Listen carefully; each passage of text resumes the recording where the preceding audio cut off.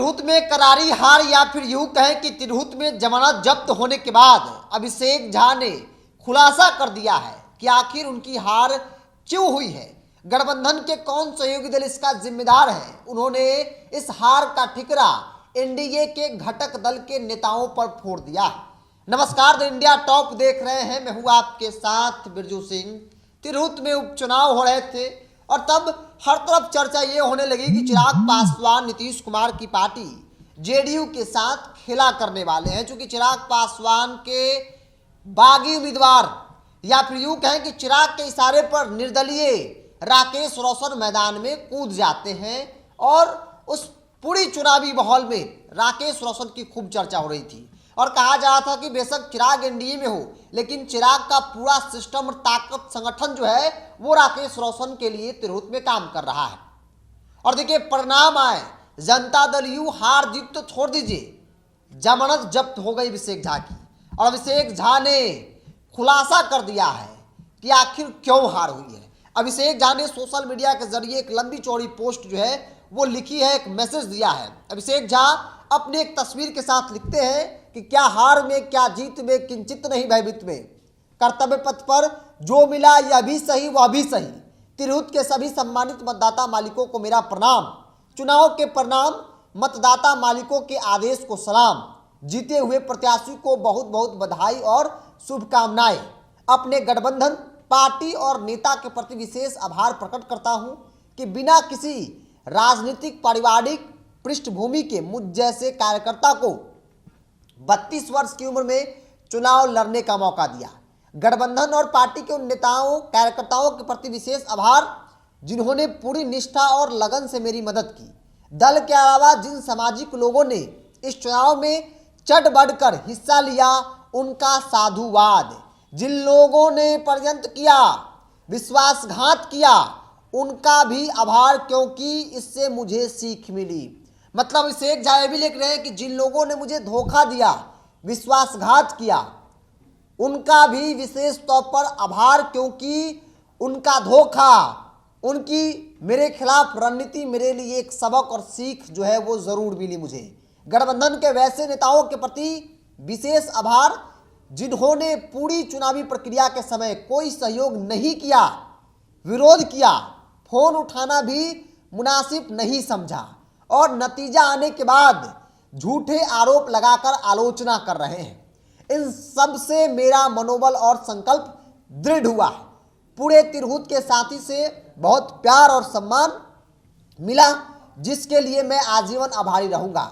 साथियों से एक ही बात कहना चाहूंगा कि हम चुनाव हारे हैं, हौसला नहीं हारे हैं। लेकिन अभिषेक झा का एक लाइन कि गठबंधन के वैसे सभी नेताओं के प्रति विशेष आभार जिन्होंने पूरी चुनावी प्रक्रिया के समय कोई सहयोग नहीं किया, विरोध किया, फोन उठाना भी मुनासिब नहीं समझा और नतीजा आने के बाद झूठे आरोप लगाकर आलोचना कर रहे हैं। सवाल है कि ये कौन लोग हैं जो अभिषेक झा का फोन नहीं उठा रहे थे? ये कौन लोग गठबंधन के सहयोगी दल हैं, उनके नेता हैं जो एनडीए में रहते हुए एनडीए को हराने की रणनीति पर काम कर रहे थे, जिसके कारण अभिषेक झा लड़ाई से तो छोड़ दीजिए, इनकी जमानत जब्त हो गई तिरहुत में। उस तिरहुत में जहां पिछले 2-3 चुनाव से लगातार जेडीयू की जीत हो रही थी, लेकिन इस बार बिल्कुल लड़ाई विपरीत हो गया और निर्दलीय चुनाव जीत जाता है। आरजेडी लड़ाई में रहती है, प्रशांत किशोर की पार्टी लड़ाई में रहती है,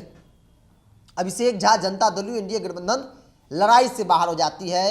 चौथे नंबर पर अभिषेक झा चले जाते हैं। यह अपने आप में बड़ा सवाल है। और अभिषेक झा ने कहा कि गठबंधन के नेताओं ने मेरा फोन नहीं उठाया। अभिषेक झा ने भी कहा कि उन लोगों ने मेरे खिलाफ साजिश रची, ये हार उनके कारण हुई है। देखिए चर्चा चिराग को लेकर खूब हुआ था कि चिराग पासवान जेडीयू को हराने की रणनीति पर तिरहुत में काम कर रहे हैं। जैसे पूर्णिया के रुपौली में चर्चा हुई कि अपने पुराने सहयोगी शंकर सिंह को जिताने के लिए लगातार वो काम कर रहे थे और उसमें वो सफल हो गए। वही परिस्थिति तिरहुत में बनी। राकेश रोशन चिराग पासवान के पार्टी के नेता थे। राकेश रोशन निर्दलीय मैदान में उतरते हैं पार्टी से इस्तीफा देकर, लेकिन राकेश रोशन के साथ पूरी लोजपा रामविलास की फौज थी, पूरा संगठन था। पटना से बैठकर बड़े बड़े नेता चीजों को देख रहे थे। इन बातों की चर्चा थी और जेडीयू के अंदर खूब चर्चा हो रही है कि सबसे ज्यादा अगर किसी नेता ने विश्वासघात किया है तो वो नाम चिराग पासवान है। चिराग पासवान बेशक आज हमदर्द बने हो, बेशक वो नीतीश कुमार से मिलते जुलते हो, प्रणाम करते हो पैर छूकर, लेकिन उनका मकसद नीतीश को डैमेज करना है। दूसरा, इन्होंने जिक्र किया कि आलोचना कर रहे हैं।